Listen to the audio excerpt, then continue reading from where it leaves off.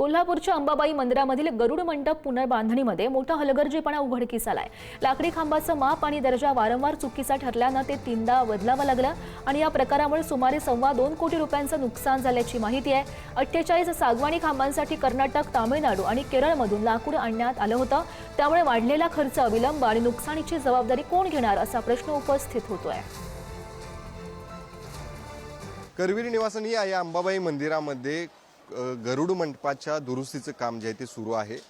जे लाकडी खांब होते त्याला वाळवी लागल्यानंतर हा गरुड मंडप जो आहे तो पूर्णपणे उतरवण्यात आला आणि पुन्हा एकदा त्या ठिकाणी हा मंडप उभारण्याचं काम सुरू झालेलं आहे। मागच्या वर्षी जुलै महिन्यापासून खरं तर हे काम सुरू आहे। मात्र वेळोवेळी या खांबांमध्ये माप चुकत असल्यामुळं हे 3 वेळा बदलण्याची वेळ जी आहे ती आलेली आहे। यामध्ये कोट्यावधी खर्च जो आहे तो झालेला आहे। मी सध्या याच गरुड मंडपामध्ये उभा आहे आणि आपण हे सागवानी लाकूड खरं तर आपण पाहतोय।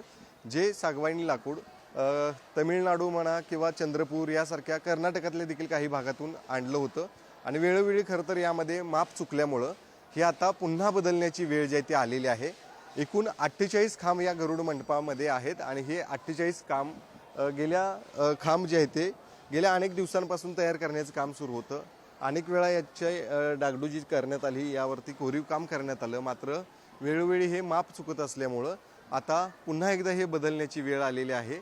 यामध्ये जवळपास 2 कोटींहून अधिकचा खर्च जो आहे तो झालेला आहे आणि याची सर्वस्वी जबाबदारी आता ठेकेदारावरती पडणार का हे पाहणं गरजेचं आहे। कोट्यावधीचा खर्च या ठिकाणी मिळून सुद्धा अशी वारंवार खांब बदलण्याची वेळ जर येत असेल तर यावरती कारवाई देखील आता प्रशासन काय करणार आहे हे देखील पाहणं गरजेचं आहे। आणि हे गरुड मंडपातील खांब आता पुन्हा एकदा त्या ठिकाणी तयार करावं लागणार आहेत।